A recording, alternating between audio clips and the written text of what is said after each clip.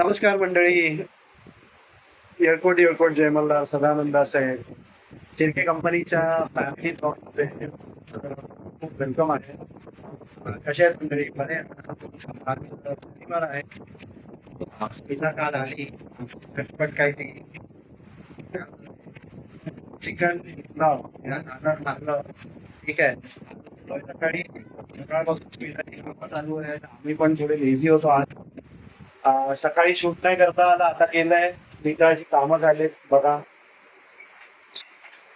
कपडे सुकत घालते ती स्टँडला. आंघोळी वगैरे सगळं झालंय तिचं. तर जेवायचं आहे. दोघं पण तिकडे काहीतरी करतायत, कैवल्याने आम्ही. हे बघा, हँडवॉश चालू आहे. बस बस, ते पेपरवाला हँडवॉश येतो ना, पेपर सॉप. बस बस, पाणी पाणी करू नका काय. हे बघा आम्ही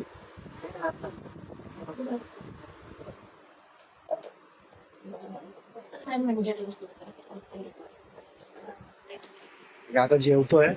कालचाच आमचा राईस राहिला होता, चिकन पुलाव मधला, तोच आम्ही खातोय.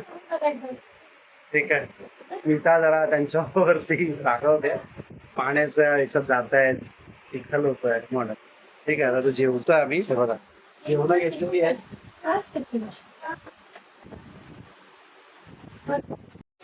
दोघांची भांडणं चालू आहे बघा. कैवल्याने तिचा हात खेचलाय. व्हॉल्यूम कमी कर रे बाबा. तारक मेहता चालू आहे. त्या हँडवॉश वरून मम्मा जरा बोलली ना, म्हणून त्यांचं हे चालू आहे.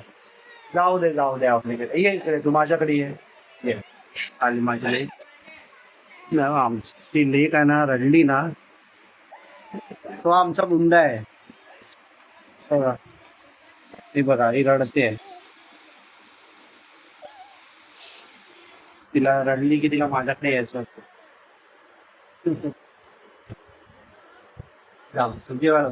जेवायच्या टायमाला रडायचं नसतं, काय की नाही मंडळी? जेवायच्या टायमाला रडायचं नसतं ना. तशी माझी आवडी खूप चांगली आहे. हो ना. काय काय बोल. जशी जेवढी करते तसं रडायचं आणि एकदा ह्याचा पण व्हिडिओ टाकतो मग कसं करतो, मग तुम्ही कमेंट करा हा नीट वागतो की चुकीचा वागतो. आता त्याला आम्ही शिकवतोय, तो मोठा होतोय, जरा आता नीट वाग, तिची केअर कर. ठीक आहे.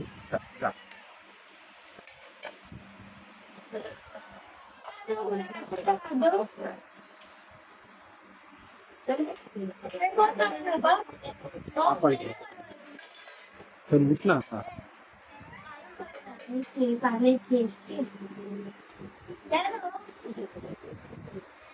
कैवल्याला मोबाईल पाहिजे, जेवताना मोबाईल लागतो. बॅड हॅबिट देतोय त्याला. मंडळी, आज जेवण वगैरे झाली. आज आम्हाला पण दिवसभर म्हणजे आम्ही थोडं चिल करत होतो. कंटाळा आलेला सगळं दाखवायला करायला. तेच काय, ह्या दोघांच्या स्टडीज चालू होत्या. ठीक आहे. स्मिता पण आज थोडी बोर होती, मी पण बोर होतो. खूप कंटाळा आला आजचा दिवस, म्हणजे एकदमच कंटाळा वाटत आहे बघा. स्मिता पण कंटाळली. ती बिचारी खूप कामं केली तिने इतकी ना. त्यात आम्हाला ना मंडळी, खरं सांगतो, आम्हाला मनस्ताप खूप आहे दोघांना पण. आम्ही दोघे हैराण झालोय आता. तर त्यामुळे आज कंटाळलं होतं की नाही, आज काही शूटच नाही करायचं, ब्लॉग नाही करायचं. कारण ते कसं आहे ना, ते ज्यांनी माझा पगार अडकवलाय ना, त्या माणसाने मला काल प्रॉमिस केलेलं की सॅलरी देतो म्हणून. ठीक आहे. आज सकाळी बोलायला लागला की नाही, माझ्या वडिलांना ऍडमिट केलं. तर म्हणजे कंटाळा, आता मिळतच नाही काय. ठीक आहे. त्यांना ईमेल पाठवा, काही करा. दुसऱ्याने तर ईमेल केलाय की 60 दिवसांच्या आत भेटणार तुम्हाला. ठीक आहे. 31 जुलै पासून 60 दिवस, तेव्हा तुम्हाला सॅलरी भेटणार. आता मी एका वकिलांबरोबर बोललोय, बघूया कसं काय होतं. ते वकील काय बोलतात, काय होतं. कंटाळ आमला. आमच्याकडे पैसे पण सगळे संपले, सगळं असं झालेला विषय. ठीक आहे. पीएफ पण मी प्रोसेस केला, तो पीएफ पण प्रोसेस होत नाही. पीएफ चे काय माहिती, काय वेगळे पंगे आहेत. 1 महिन्यापासून माझा पीएफ अडकलेला आहे. म्हणजे इतकं फालतू प्रोसेस आणि इतकं फालतू सगळं हे ना, की अडकण्याची बाजू. जॉब गेला तर ठीक आहे, सॅलरी नाही तर पीएफ तर माझं येईल, ते पण नाही येत आहे आणि सगळीकडून अडकलं गेलंय. त्यामुळे आता असं हे झालंय, म्हणजे जेवढं चिल राहायचा प्रयत्न केला ते होत नाही आता. आता ते डोक्याच्या वरून गेलं असं झालं. मग जो राहील खान माणूस आहे ना, जो मालवणीमध्ये राहतो 7 किंवा 8 नंबरला, तो खूप घाणेरडा माणूस आहे. म्हणजे तो त्याचे रूल फॉलो करतोय. ठीक आहे. आता काय भांडण करून, शिव्या देऊन, मारामाऱ्या करून हे सगळे विषय हाताळता येत नाहीत. पोलिसात जाऊ शकत नाही. पोलीस पण, कारण बऱ्याच जणांकडून ऍडवाइस मिळालं, पोलीस लोक काही मदत नाही करणार. आता पोलिसात आम्हाला बऱ्याच म्हणजे असं वेळेस आम्ही कोणाबरोबर गेलोय, स्वतःसाठी गेलोय, एक्सपिरियन्स खूप बॅड आहे पोलिसांबद्दलचा. ठीक आहे. मग आम्ही लोक ट्रस्टच करत नाही त्यांच्यावर, ते आपल्याला काय मदत करतील म्हणून. ठीक आहे. तर त्यामुळे आम्हाला जायचं पण नाही. तर आता मी त्या वकिलांमार्फत बघूया एखादं, पण ते पण आता सगळं प्रोसेस करायला मला पैसे लागणार आहेत. वरतून त्या वकिलांना कसं आहे की त्यांना सांगितलंय ह्यांच्याकडून मला 2 महिन्याचा नोटीस पिरियडचा सॅलरी तुम्ही काढून द्या, म्हणजे 38,000 रुपयाच्या हिशोबाने 2 महिन्याची ती सॅलरी. कारण हा माणूस ऐकतच नाही. मग ती 2 महिन्याची पण लेबर कमिशनरला पण केलाय ईमेल, तिकडून इन्व्हेस्टिगेशन चालू झालं असं मला ईमेल आलाय. ठीक आहे. माझी एवढीच इच्छा आहे की जेवढं होईल तेवढं मला हे ना लेबर कोर्ट किंवा लेबर कमिशनर यांच्या मार्फत सगळं हे करायचं, रिझॉल्व्ह करायचं. कोर्टाचे लेटर पाठवायचे त्यांना. ठीक आहे. अशा लोकांना शिक्षा झाली पाहिजे, म्हणजे लिटरली हे लोक हॅरॅस करतात आम्हा लोकांना. ठीक आहे. म्हणजे याला हॅरॅसमेंट बोलतायत. तर तुमचं कोण असेल ओळखीचं काय असेल तर हा व्हिडिओ प्लीज त्यांना शेअर करा. ठीक आहे. आणि आम्हाला हेल्प करा त्याच्याबद्दल.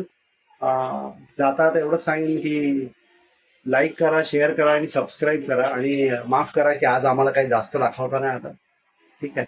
तरी थोडी किरकिर पण चालू आहे. किरकिर अशी की सगळं असं झालेलं आहे, त्यावरून थोडेफार मचमच होतातच. आणि त्यात माझी चुकी आहेच बोला. ठीक आहे. पण सिच्युएशननी जास्त चूक केली असं वाटतं. कारण मी हातातला चांगला जॉब सोडून ह्या बोलतात ना हातातलं सोडून पळतायच्या मागे, तर मी हा जॉब मध्ये लागलो म्हणजे ऑफर लेटर मिळालं म्हणून लागलो. जर असंच मला कोणी बोलवलं असतं जॉबला तर मी गेलो नसतो. पण ऑफर लेटर भेटून पण इथे फसवण्यात आलं. ठीक आहे. आता बघूया. त्यांचं कंपनीचं रजिस्ट्रेशन सर्टिफिकेट आहे माझ्याकडे, राहील खान आणि राफे शेखच्या नावाचं. त्यांच्या ऑफिसचं म्हणजे अग्रीमेंट आहे माझ्याकडे. त्यांचे मालक फिमेल आहे वाटतं, ती पालघरला ते राहतात. तर माझं एवढंच सगळ्यांना अपील आहे की हे जे काय स्टार्टअप तुम्ही लोकांना रेंट वरती देता ना, ठीक आहे, प्लीज यांची इन्व्हेस्टिगेशन करा, यांची पोलीस व्हेरिफिकेशन करा. ठीक आहे. तर हे लोक चांगले लोक नाही आहेत. एक तर मालवणीचं आहे, एक मीरा रोडचं आहे. ठीक आहे. नयानगरचा एक मालवणी 7-8 नंबरचा. म्हणजे हे लोक बॅकग्राऊंडच चुकीचं घेऊन येतात. मग अशा लोकांना हे सगळं करण्याचं आहे. एखादा गरीब पण असेल ना, झोपडपट्टीचा, ठीक आहे, अगदी तळागाळातला, तो पण बिझनेस करायचा विचार करतो ना, तर त्याच्या आतमध्ये आधीपासून आहे ना ऑनेस्टी असते. तर अशा माणसांना तुम्ही चान्स द्या, करायला हेल्प करा. ठीक आहे. पण अशा लोकांना देऊ नका. ठीक आहे. हे लोकांना फसवणारेच लोक आहेत. तर ठीक आहे. आजचा ब्लॉग इथेच एंड करतो मी.